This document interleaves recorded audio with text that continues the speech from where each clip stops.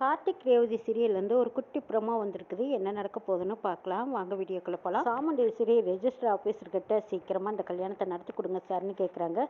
சரி வாங்கம்மா அப்படின்னு சொல்லி அவங்களும் யதார்த்தமாக கூட்டிகிட்டு போய் பொண்ணும் மாப்பிள்ளைக்கு சம்மதமானு கேட்டு கல்யாணத்தை பண்ண ரெடி பண்ணுறாங்க. அப்போ பார்த்தா ஒரு ஃபோன் கால் வருது. அந்த ஃபோனை அட்டன் பண்ணுறாங்க ஆஃபீஸர். ஆன் பண்ணினதும் கார்த்தி தான் பேசுகிறாங்க. என்ன சார், அங்கே ரேவதிங்கிற பொண்ணுக்கு கல்யாணமானு கேட்குறாங்க. ஆமாம் சார், நீங்கள் யாருன்னு கேட்கும்போது அவளோட புருஷங்கிறாங்க. கார்த்தி சொன்னதை கேட்டதும் ஆஃபீஸர் திடுக்குன்னு பயப்படுறாரு. என்ன சார் சொல்கிறீங்க, நீங்கள் அவள் புருஷனா? என்னாச்சு, டைவர்ஸ் வாங்கிட்டீங்களான்னு கேட்குறாங்க. இன்னும் டைவர்ஸ் பண்ணலை சார், அப்ளை பண்ணியிருக்கோம். இன்னும் 6 மாதம் தான் முடிஞ்சிருக்கு. இன்னும் எங்கள் கேஸு கோர்ட்டில் இருக்குது. அப்படி இருக்கும்போது நீங்கள் எப்படி கல்யாணத்தை பண்ணி வைக்கலாம்? அதையும் தாண்டி என் பொண்டாட்டி ரேவதிக்கு நினைவில் அவங்களுக்கு ஒரு ஆக்சிடென்ட்டில் எங்கள் 2 பேர்த்துக்கும் கல்யாணம் ஆனால் அந்த கொஞ்சம் நினைவுகளை மட்டும் இழந்துட்டாங்கன்னு சொல்கிறாங்க. இதை கேட்டதும் ஆஃபீஸர் இன்னும் பயப்படுறாங்க. என்ன சார் சொல்கிறீங்க, எது பேசுகிறதா இருந்தாலும் நீங்கள் நேரில் வந்து பேசலாமல்ல, கல்யாணத்துக்கு எடுக்கிறதுக்காகவே நீங்கள் இப்படி பேசுகிறீங்களா? உங்கள் பேச்சை நான் நம்ப மாட்டேங்கிறாங்க. நீங்கள் நம்ப மாட்டீங்கன்னு எனக்கு தெரியும் சார், நான் உங்கள் நல்லதுக்கு தான் சொன்னேன். ஆனால் நீங்கள் பெரிய தப்பு பண்ணிட்டீங்க. அதுக்கப்புறம் உங்களுக்கு அந்த வேலையே இல்லாமல் போயிடும். பரவாயில்லையா, கம்பி என்ன வேண்டியதாக இருக்கும், ஜாக்கிரதைன்னு சொல்லி கார்த்தி சொல்லவும், சார் நீங்கள் சொல்கிறதுக்கெல்லாம் என்ன ஆதாரம்னு கேட்குறாங்க. ஆதாரமெல்லாம் உங்கள் ஃபோனுக்கு அனுப்பி வச்சுருக்கேன், நீங்கள் ஒரு தடவை செக் பண்ணி பாருங்கன்னு சொல்கிறாங்க. அப்போ ஆஃபீஸர் முழுசாக அதை எடுத்து பார்க்குறாங்க. ஆமாம், இந்த பொண்ணுக்கு ஆக்சிடெண்ட் ஆகி அவங்க நினைவை இழந்திருக்காங்க. இப்போ திரும்ப பழைய நினைவுகளோடு இருக்காங்க. இப்போ என்னடான்னா திடுப்புன்னு இந்த அம்மா வேற இந்த பொண்ணுக்கு கல்யாணம் பண்ணி வைக்கிறேன்னு சொல்லுது. கல்யாணமான புருஷன்கிட்ட இருந்து இன்னும் டைவர்ஸ் வாங்கலை. டைவர்ஸ் வாங்குறதுக்கு முன்னாடி இந்த அம்மா எப்படி இப்படி ஒரு முடிவு எடுக்கலாம் அப்படின்ட்டு ஆஃபீஸருக்கு சரியான கோவம். சாமுண்டீஸ்வரியை போய் கேட்குறாங்க. என்னம்மா இது, இங்கே என்ன வேலை பார்த்துட்டு இருக்கீங்கன்னு கேட்குறாங்க. என்ன சார், ஏன் சார் இப்படி கோவப்படுறீங்க, வாங்க இப்படி வெளியில் போய் பேசலாம் அப்படின்னு சொல்லி சாமுண்டீஸ்வரி வெளியே கூட்டிகிட்டு வந்து ஆஃபீஸர் கேட்குறாங்க. ஏமா உங்கள் பொண்ணுக்கு ஏற்கனவே கல்யாணம் ஆயிடுச்சாங்கிறாங்க. சார் ஆயிடுச்சு, யார் சொன்னா, அவன் தான் சொன்னானான்னு கேட்குறாங்க. அவர் சொல்கிறதெல்லாம் இருக்கட்டுமா, நான் கேட்குறக்கு நீ பதில் சொல், உண்மையா பொய்யா அப்படின்னு கேட்கவும், ஆமாம் சார் கல்யாணம் ஆயிடுச்சு, அதுக்கப்புறம் அவங்க 2 பேரும் பிரிஞ்சுட்டாங்க, அதை பற்றியெல்லாம் நீங்கள் பயப்படவே வேண்டியதில்லை சார், கவலைப்படாதீங்க, நாங்கள் டைவர்ஸ் வாங்கிட்டோம், 6 மாதம் முடிஞ்சதுங்கிறாங்க. ஓஹோ, 6 மாதம் முடிஞ்சால் நீங்கள் உடனே கல்யாணம் பண்ணிடுவீங்களா? ஏமா 2 பேரும் பிரிஞ்சுட்டோன்னு 2 பேரும் மன ஒப்பந்தத்தோட கையெழுத்து போட்டு கொடுக்கணும், டைவர்ஸ் கோர்ட்டில் கொடுக்கணும், அதையும் தாண்டி 1 வருஷத்துக்கு அப்புறம் தாம்மா கல்யாண முடிவே எடுக்கணும். ஆனால் நீங்கள் என்னடானா 6 மாதம் முடிஞ்சதுன்னா சர்வசாதாரணமாக சொல்கிறீங்க. இது எவ்வளோ பெரிய சிக்கல் இருக்குது தெரியுமா? ஏமா இந்த விஷயம் மட்டும் வெளியில் தெரிஞ்சதோ இல்லை கோர்ட்டு என் மேலே நடவடிக்கை எடுத்தாவோ நானும் உள்ளே போகணும், நீங்களும் உள்ளே போகணும். நான் ரிட்டையர்ட் ஆகிற வயசுமா, ஏதோ நேர்மையாக வேலை பார்த்துட்டு ஒழுங்காக ரிட்டையர்ட் ஆகலான்னு இருக்கேன். நீங்கள் பண்ணுற வேலையை பார்த்தா இப்போ பாதியிலேயே என்னை கழட்டி விட்டுருவீங்க போல இருக்கு. நான் நிரந்தரமாக இந்த வேலையில் இருக்கணுமா? ஒழுங்கு மரியாதையா நீங்கள் உங்கள் பொண்ணை கூட்டிக்கிட்டு வெளியில் போங்க, இந்த கல்யாணமும் நடக்காது, ஒன்றும் நடக்காதுன்னு ஆஃபீஸர் சொல்கிறாங்க. இதை பாருங்கள் சார், நீங்கள் இப்படி சொன்னால் எப்படி, என் பொண்ணுக்கு எப்படியாவது கல்யாணம் பண்ணி வைங்க சார், உங்களுக்கு எவ்வளோ பணம் வேணாலும் நான் தரேங்கிறாங்க. சாமுண்டீஸ்வரி, அடப்போமா, உன் பணம் யாருக்குமா வேணும், யாருக்கும் பயப்படாத, நிம்மதியாக ஏதோ கஞ்சி குடிச்சிட்டு இருக்கேன், அப்படிப்பட்ட என் பொழப்பில் நீ கை வைக்க பார்க்குற பாரு, ஒழுங்கு மரியாதையா உன் பொண்ணை கூட்டிகிட்டு போ, உன் பொண்ணுக்கு திருட்டு கல்யாணம் பண்ணி வைக்க நான் இந்த அளவுக்கு பேசுகிறீங்கன்னா அப்போ அந்த கார்த்தி பையன் சொல்லித்தானே நீங்கள் இப்படியெல்லாம் பேசுகிறீங்கன்னு கேட்குறாங்க.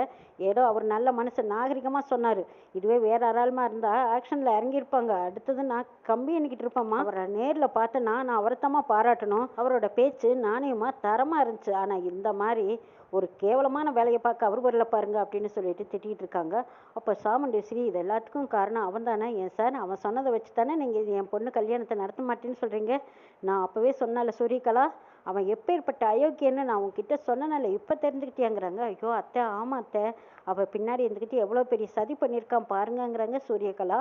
அதுதான் அவனை நான் சும்மா விட போகிறதில்ல. இப்போ என் பொண்ணோட கல்யாணத்தை நிறுத்திட்டேன்ல, நிம்மதியாக வாழ போகிற என் பொண்ணோட கல்யாணத்தை நிறுத்தணுன்னா நான் சும்மா விட மாட்டேன்.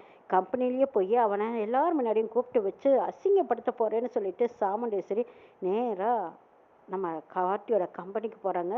அங்கே கார்த்தி அப்போ தான் ரூமுக்கு வந்திருக்காங்க. சாமுண்டீஸ்வரியும் திடுப்புன்னு கம்பெனிக்குள்ளே போகிறாங்க. செக்யூரிட்டி, ஏமா யார் பார்க்க போகிறீங்க, எதுக்கு போகிறீங்கன்னு கேட்குறாங்க. தடுக்கிறாங்க. அதையும் தாண்டிக்கிட்டு சாமுண்டீஸ்வரி வேக வேகமாக வந்துட்டுருக்காங்க. அப்போ பிரியா பார்க்குறாங்க. பார்த்துட்டா, அடடா என்னது இவங்க எதுக்கு வந்திருக்காங்க, ஒரு வேளை என்னை பற்றி கார்த்தி சார்கிட்ட பேசுறதுக்கு வந்திருப்பாங்களா? இவங்க பொண்ணோட கல்யாணம் நல்லபடியாக நடந்து முடிஞ்சிருக்கு, இவங்க பொண்ணையும் நான் ஆஃபீஸில் காணா, அதனால கல்யாணத்தை முடித்த கையோடு என்னோட கல்யாணத்தை நடத்தி முடிக்க வருவாங்க போல இருக்குன்னு அவங்க ஆசையாக எதிர்பார்த்துட்டு இருக்காங்க. ஆனால் பிரியாவை திரும்பி கூட பார்க்காத சாமுண்டீஸ்வரி சரியான கோவத்தில் பத்திரகாளி மாதிரி வந்துட்டு இருக்காங்க. இதை பார்த்து பிரியாவும் என்னதான் தெரியல, சரி கோவமாக இருக்காங்க, கண்டிப்பாக என்னோட விஷயத்தை பற்றியும் பேசுவாங்கன்னு எதிர்பார்த்துட்டு காது கொடுத்து கேட்குறாங்க. சாமுண்டீஸ்வரி கதவை திறந்து பார்க்குறாங்க. அங்கே கார்த்தி இருக்கிறாங்க. கார்த்தி சாமுண்டீஸ்வரியை பார்த்ததும் அப்போ சாமுண்டீஸ்வரி சத்தம் போட ஆரம்பிச்சிட்டாங்க. யாருடா நீ, எதுக்குடா என் குடும்பத்தில் நுழைஞ்ச, நானே உன்னை வேண்டான்னு தள்ளி வச்சிருக்கனால திரும்ப திரும்ப என் வீட்டுக்குள்ளே எதுக்குடா வர்ற, என் பொண்ணை இப்படி வளைச்சு பிடிக்கணும்னு நீ எத்தனை நாளாக கங்கணம் கட்டிக்கிட்டு நிற்கிற, ஏன்டா பொய்ய சொல்லி என் வீட்டுக்குள்ளே வந்த, அப்போவே நீ பொய் பேசுனேன்னு தெரிஞ்சதும் உன்னை விரட்டி அடிச்சிட்டேன். திரும்பவும் பஞ்சாயத்தில் கூட்டிகிட்டு போய் நிறுத்தினேன். அங்கேயும் நீ உன் வேலையை காட்ட ஆரம்பிச்சிட்ட. அடுத்தது கோர்ட்டில் கூட்டிகிட்டு போய் நிறுத்தினேன். அப்போ அவங்க 6 மாதம் டைம் கொடுத்தாங்க. அந்த 6 மாதமும் முடிஞ்சது. திரும்ப எதுக்குடா என் பொண்ணு வாழ்க்கையில் தலையிடுறேன்னு கேட்குறாங்க. இதை பாருங்கத்த, ரேவதியும் நானும் உயிருக்கு உயிராக விரும்புகிறோம். ஆனால் ரேவதி எனக்கு பிடிக்காம தான் கல்யாணம் பண்ணி வச்சிங்க. ஆனால் நாளுக்கு நாள் அவள் நான் இல்லாமல் இல்லாத அளவுக்கு அவளோட மனசு மாறிடுச்சு. 2 பேரும் அவ்வளோ பிரியமாக சந்தோஷமாக வாழ்ந்துட்டு இருக்கிற வாழ்க்கையில் புயல் மாதிரி ஏதோ உண்மையை கண்டுபிடிச்சிட்டேன்னு சொல்லி எங்கள் 2 பேர்த்தையும் பிரிக்க நினச்சிங்க. ஆனாலும் ரேவதி பிரிய முடியாத மனசு இல்லாமல் இருந்தா. திடீர்னு ஆக்சிடென்ட் ஆனதும் நீங்கள் உடனே அவள் மறந்தது நல்லதாக போச்சுன்னு நினச்சி இதுதான் சான்ஸ்னு எங்கேயோ போன மருதை கூட்டிகிட்டு வந்து அவளை உங்கள் மாப்பிள்ளையாக நீங்கள் ஏற்றுக்கிட்டது என்னால் அதை சரியாக ஏற்றுக்கவே முடியல. அதையும் தாண்டி அவன் ஒன்றும் நல்லவன் கிடையாதுன்னு காட்டி எவ்வளவோ மருதை பற்றி எடுத்து சொல்கிறாங்க. போதும் நிறுத்துடா, உன்னோட அட்வைஸ் கேட்கறக்கெல்லாம் நான் இங்கே வரல. மருது எப்படிப்பட்டவன் எப்பேற்பட்ட ஆளுங்கிறது எனக்கு தெரியும். உன்னை விட பல மடங்கு வசதியில் வசந்தவன், குணத்துலேயும் வசந்தவங்கிறாங்க. ஓ அப்படியா, அப்படி ஒரு கனவு இருந்தால் அதை நான் ஒன்றும் கலைக்க முடியாது வச்சுக்கோங்கங்கிறாங்க கார்த்தி.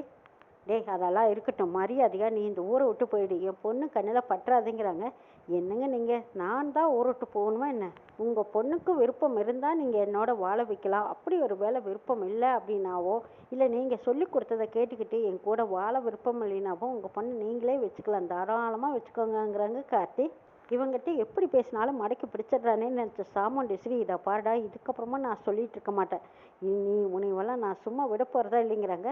என்ன செய்வீங்க? அடியாள்களை வச்சு அடிப்பீங்களா? இல்லை கார் ஆக்சிடெண்ட் பண்ணி என்னை தூக்குவீங்களா? என்னதான் செய்வீங்க சொல்லுங்கங்கிறாங்க. என்ன செய்ய போகிறேன்னு பாரு அப்படின்னு சொல்லி சாமுண்டேஸ்வரி திரும்பவும் பிரியா கிட்ட ஒரு திட்டத்தை போட்டு கொடுக்குறாங்க.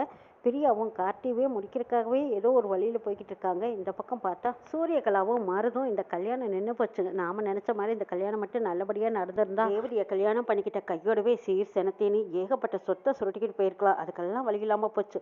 அந்த டிரைவர் பையன் இருந்த இடத்துலையே எப்படி கல்யாணத்தை நிறுத்திப்பட்டோம் பாருன்னு சொல்லி சூரியகலாவும் மருதும் பேசிகிட்டு இருக்காங்க. ஒரு வழியாக கல்யாணம் நின்னது நல்லதாக போச்சு நினச்சிட்டு இருந்த மயில்வாகனம் ஓடி வந்து அத்தை என்னாச்சுன்னு கேட்குறாங்க. ஒன்றும் இல்லை மாப்பிள்ள, நீங்கள் போங்க நான் பார்த்துக்கிறேங்கிறாங்க. அப்போது மயில்வாகனம் என்ன நடக்குது, ரேவதியும் நீங்களும் இங்கே வந்திருக்கீங்கன்னு தெரியாத மாதிரி கேட்குறாங்க. அதெல்லாம் ஒன்றும் இல்லை மாப்பிள்ள, நாங்கள் பார்த்துக்குறோம், நீங்கள் போங்க. இங்கே வந்தீங்கன்னு கேட்குறாங்க. அதெல்லாம் ஒன்றும் இல்லை, நான் ஒரு வேலை விஷயமா வந்தேன், அதான் பார்த்துட்டு போகலான்ட்டு வந்தேங்கிறாங்க.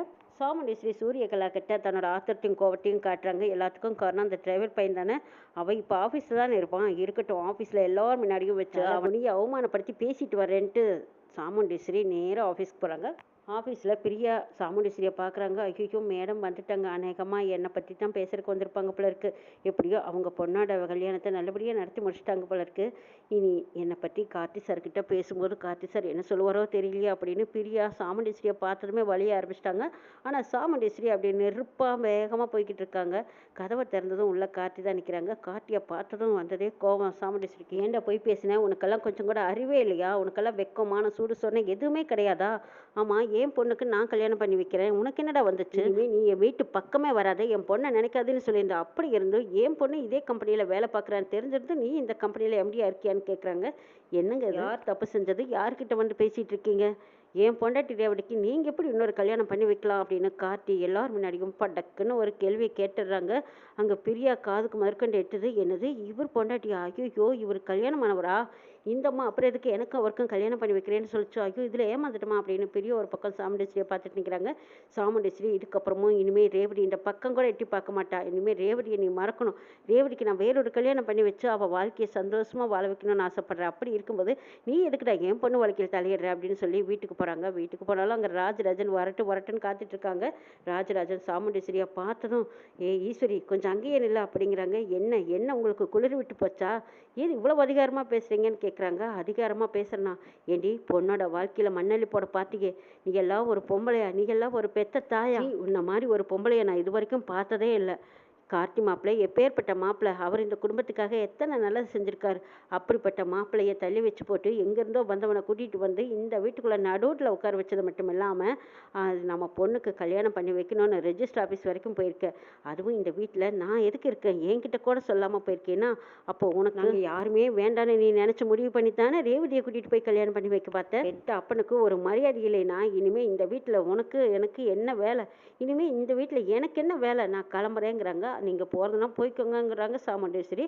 அப்போ ரேவதி வந்து தடுத்து நிறுத்துறாங்க. அப்பா ஏன்ப்பா இப்படி கோவப்படுறீங்க? அதான் கல்யாணம் நடக்கலையில, திரும்ப திரும்ப அம்மா மேலே ஏன் இப்படி கோச்சிக்கிறீங்கன்னு கேட்குறாங்க ரேவதி. ரேவதி, நீ பழச மறந்துட்டு அதனால தாம்மா நீ இப்படியெல்லாம் பேசிகிட்டு இருக்க. உனக்கு எப்பேற்பட்ட வாழ்க்கை இவளே தான் அமைச்சு வச்சா. உனக்கு கிடைச்ச மாப்பிள்ளை தங்கமான மாப்பிள்ளை. அப்படிப்பட்ட மாப்பிள்ளைய வேண்டான்னு ஓரமாக ஒதுக்கி வச்சிருக்கா. இவளும் இவ தங்கச்சிக்காரி சேர்ந்துக்கிட்டு என்னெல்லாம் ஆட்டம் போட்டாங்க. போடாத ஆட்டம் இல்லை. அந்த ஆட்டத்துக்கெல்லாம் சரி சரின்னு நாங்களும் பொறுமையாக போயிட்டு இருந்தோம். ஆனால் இப்போ இவ ஆடுற ஆட்டத்துக்கு அளவும் இல்லை தளவும் இல்லை. யாருக்கும் தெரியாமல் கூட்டிகிட்டு போய் இந்த அயோக்கிய மருதுக்கு உன்னை கல்யாணம் பண்ணி வைக்க பார்த்தா பாரு. நினச்சா என் நெஞ்செல்லாம் எரியுது, ரத்தம் கொதிக்குதுமா.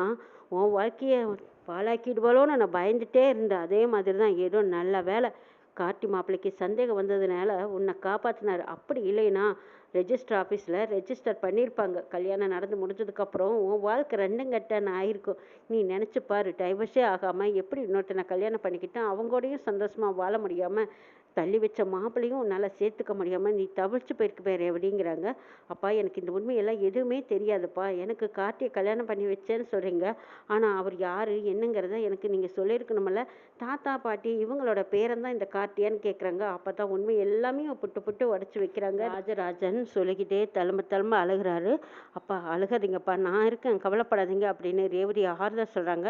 இங்கே சாமுண்டீஸ்வரி, ஓஹோ எல்லாரும் அந்த அளவுக்கு ஒன்று சேர்ந்துக்கிட்டீங்களோ, அப்போ நான் செஞ்சதா தப்பா அப்படின்னு கேட்கும்போது, ஆமாம் நீ செஞ்சது தான் பெரிய தப்பு. நீ செஞ்ச தப்புக்கு உனக்கு என்ன தண்டனை தெரியுமா? நாங்கள் யாரும் இந்த வீட்டில் இருக்க போகிறதில்ல, எங்கள் அம்மா வீட்டுக்கு போகிறோம் அப்படின்னு சொல்லி ராஜராஜன் கிளம்பவும், பாட்டி தாத்தாவை எல்லாம் நாங்களும் பார்க்க போகிறோன்னு ரோஹிணி முதற்கொண்டு கிளம்புறாங்க. என்ன நடக்க போகுது நாளை பார்க்கலாம்.